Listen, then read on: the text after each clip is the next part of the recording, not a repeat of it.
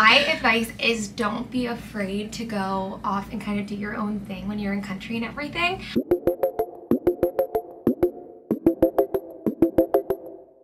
I always was like, oh, I have to be with the group, I have to do everything or I'm gonna miss out. But when I got to go in Spain and break off from the group by myself, I feel like I was taking things in a lot better. It was just kind of a good reset for me. And then I was able to come back with my friends a couple days later, and yeah, it was awesome. Yeah, that is a good tip. Also, like going off of what Allie said, is semester at sea is a really emotionally draining process, and not like in a bad way by any means. I think it can be emotionally draining in a positive way. So because of that, you have to make sure that you find the time to process your emotions and process everything that's happening. You'll see a lot of things, you'll engage in a lot of things that are just a lot on you, and it like keeps building up. It's go, go, go. You never really have the downtime given to, so you have to find like pockets of peace for yourself where you can take it in, recover, and process everything that you're going through. And also, like, don't be offended when people decide to do that, because like some people decide a lot earlier on that they want to have me time, and like one of our good friends, like the very first port was like, I'm traveling alone, and we like almost got offended at one point. Yeah, we were like, just interested. We were like, wait, you don't want to travel with us? Like, we're putting together a big group of 20 people, we're gonna do this boat, we're gonna do this thing, we're gonna go to this bar, whatever. And he was like, no, like this first port, it was Portugal, is gonna be like when I travel alone, when I find myself, when I have that experience by myself. And like we were all a little, it was hard to not be offended in the beginning, and I feel like now that we're 3 ports in, we all totally understand, like, no, I think we all want to have that experience at some point too. So like be open to that, be aware of that, and like let everyone find that themselves. Like don't get mad, don't wait for people, you know, that kind of thing. I feel like a lot of people also, you learn different traveling styles or different ways in which they want to experience semester at sea, and their intent of what they want to get out of semester at sea is very different, and you kind of just have to respect that and like let people do their own thing. Because like, yes, we're all in this collective Seaboard community together, and I think that's one of the most beautiful things, but also we are like individuals going through this experience, and we're gonna get different things out of semester at sea. Right, Allie? Yep. Okay, we already kind of touched on this, but do you feel like you met most of your friends through social media or once embarked? No, I think I met most of my friends once embarked, but these two, I didn't even meet you guys on social media. No. Like I said earlier, I was added to a group chat that these two happened to be in. I didn't talk in the group chat. I just went to the thing we planned. I met them there, so I didn't meet them in person. The people I'm closest with, I would say I met in person before getting on the ship, I guess I would say. Literally that one night in Amsterdam. Yeah. It was really nice. And like, it wasn't just our quote unquote group, whatever. There was like at least 100 SAS kids, I feel like, in total that like met up before getting on the ship. Which I think there's pros and cons to meeting people beforehand. I think it would be really cool to have experienced SAS like back in like the 80s when social media didn't exist, and the first time you met people was getting on the ship. Yeah. Like, that would be really, really interesting. If your like embarkation port, if people are getting together in that port, go. Go do it. I don't care if you are scared to show up alone. I don't care if like you think that like it'll be weird, you want to spend that last night with your parents or whatever. Get dinner with your parents and then go out. Bring your parents. Yeah, honestly, people bring brought their their parents. If you're scared to show up alone, bring your family. Like we all met up at the ice bar in Amsterdam, and like it was just so fun, and no one knew anyone. So it was just kind of like, hey, what's your name? Hey, what's your name? Hey, what's your name? And then a lot of us decided to go to another bar after that, and kids ditched their parents at that point. And kids brought their parents to that. We bonded a lot. But it was just so fun, and I feel like I met people that night too that aren't in my friend group on the boat, but I do know them from that shared experience. So it's like just more people to say hi to on the pool deck, that kind of thing. Like I think that there's a decent amount of people I wouldn't know had I not gone.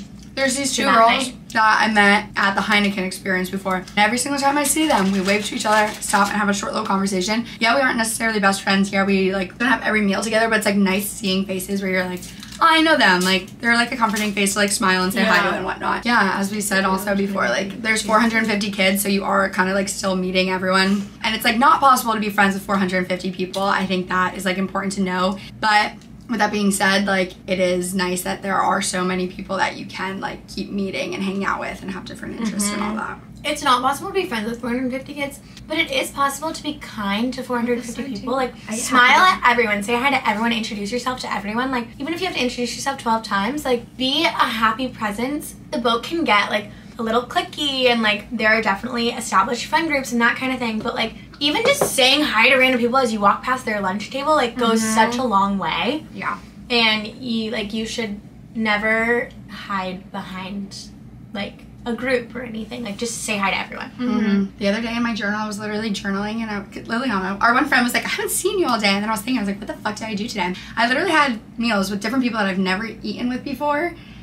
So that's what's also fun is, like, there's so many people that you will, like, randomly just sit down with and spend the whole day with, and you're like, well, I've never spent time with you before. And that may be the only day you hang out with that person, but, like, that day was fun.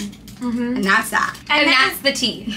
And then, like, 2 weeks later, you run into them and you're like, oh my god, hi! Like, you know? So that's the vibe. When looking, this is for Allie and I, sorry. When looking for a roommate, what are some questions you should ask?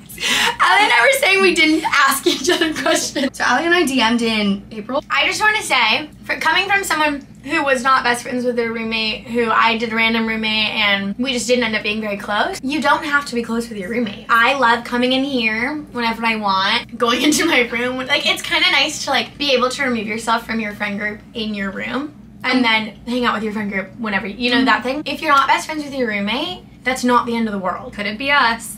Could not be us. But a lot of our friends are in that same situation where they get along with the roommates so well, but they aren't necessarily the bestest of friends. And I feel like you can't, like, beat yourself up on, like, I need to be best friends with my roommate. It's like the same as in college, like, when you get a roommate. But yeah, couldn't be us. But Allie and I, we recognize so often, and we talk about this, how, like, grateful we are to get along so well. We are so fortunate to, like, be able to say that, like, I'm best friends with my roommate, and that's my roommate, and we get along well together. So we've kind of just adopted Corinna into our room. Yep. We always call her our third roommate. Our room is also, I love it because I feel like a lot of people come here all the time, and it's nice because it's, like, both of us just here, and it's, like, fun. It's like the social room. Also, on our voyage, I know we have a little less kids than on a normal voyage, but there are only, yeah, we have like 100 open spots. And now we have one less. Maybe we should cut that out. All right. There are only 2 floors of rooms. On the boat, we have kids living on the 4th floor and we have kids living on the 5th floor. Even if you're at one end of the 5th floor and your bestie's at the other end of the 4th floor, like, you can get there in 30 seconds. Literally 30 You know? seconds. Like, when I got on the boat, I was like, wow, we're all on the 5th floor. Like, wow. And then I realized, yeah, it doesn't matter. Wait, I didn't know we were supposed to have another 100 kids. That would have changed it so We were? much. Apparently the voyage fits 550 kids. And we have 450 kids. I wonder why. That would have been Because so of cool. COVID. Oh, dang. Is it hard keeping up with your media platform? We're just gonna Yes. make that question a big thing about social media. Exhausting. Yes, it is It's so exhausting. hard. I'm being- so tired. If the footage looks different, Switch because my camera got internally hot, whatever that means, even though we're on a cold ship and we are using the other vlog camera. But the question was, is it hard to keep up with your social media? And we're just gonna make this about a big conversation about social media, internet connection, all of that. My social media platforms include my very, very small TikTok account where I post things that I find funny and no one else finds funny. I have about 4 followers. Anyway, that's 6 after we follow. 6 and 7 or 8. That's fine. I don't have a big TikTok presence, but some of our friends do, and that's also fun. My social media includes my main Instagram and my travel Instagram that I decided to make that is honestly just more of a burden than it is enjoyable at this point because all my parents' friends followed it, and now I feel this intense like pressure to like post about all my experiences and like let everyone about this. Open up, girl. Open up. and let everyone know what I'm doing. And as fun as it is, like once I make a good post, I'm like, hell yeah, I just made a good post. Everyone's gonna love that. Oftentimes, like I'm like, oh shoot, I got to get this post in before we leave port, before I lose service, and then I all of a sudden don't get the post in, and then I get to the next port and I'm like, wait, I still have to post my Morocco photos before I post my Spain photos, and it's just like, I feel like you really need it to be asked that question. I know.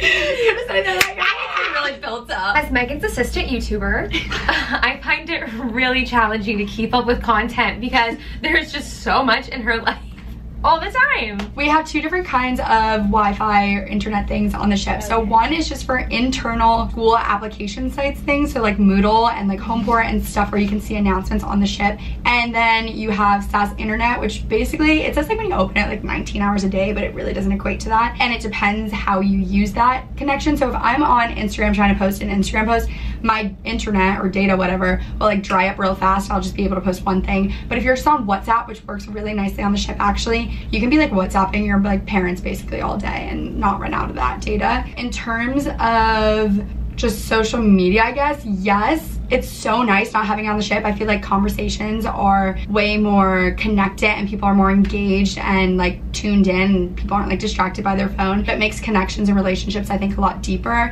and more substantial because you're not being distracted by social media. And then when you get off the ship, it's actually, I thought everyone would be like obsessed with their phone all the time, but it's kind of like a good balance where we get connection, but we are not as obsessed with it as we used to. Like, we don't sit in bed watching TikToks when we're together, which is really cool. Posting stuff for YouTube and TikTok, I just do it when I'm in port with connection and like schedule it out so that when we're at sea, like stuff is coming out like content wise. But yeah, it's really nice not having social media, I think, even like coming from a person who's obsessed with it and it is like a job. I love not having it. Piece of advice for future SASers: don't buy the SAS internet. It's just not worth it. It's really expensive, and SAS gives you 100 megabytes, millibytes, MB. 100 MB of data. Smaller than a gigabyte. Yeah. Like one tenth of a gigabyte. So 100 MB every day, and it's more than enough to WhatsApp home like pretty much all day long. I'm talking to my mom, sending texts back and forth, and that's really all you need. You're not sitting on social media all day. Yeah, you don't want that kid who's on their phone all day. You also have to get lucky with the connection. Like, mine just doesn't work. And our TV doesn't work, so you know it's fine. Like, I don't know if it's my phone or what, but like they can WhatsApp their moms all day and like make phone calls on WhatsApp and everything. Also, WhatsApp takes up less data. That's why people use WhatsApp instead of iMessage. Mine just like doesn't work. So mom, if you're watching this, I promise I'm not just purposely ignoring you. Mine just doesn't work. I mean, your phone doesn't work. So. Yeah, also my phone doesn't work. Bring a backup phone is what Corinne is bring a backup phone. Maybe two, honestly. Corinne's mom, if you're watching this, I hope you get her a new phone for Christmas. Or sooner. Please. Email is something though that you have access to throughout the whole entire day, which is really nice because that's like your main form of social media. So once again, if your WhatsApp runs out, you can just email your parents or friends, and that's honestly fine. Google also, you can see the home page. So if you want to like, I've looked at flights honestly on my laptop. Yeah. You just can't like open the actual pages, but if you want to like see pictures of places or whatever, the main page of Google works. You can like look up like what's the weather, right? What's the UV index right now, and it'll pop up, which is really nice. Or like where am I? That kind of thing. Okay, but back to that question, another one that we didn't really do.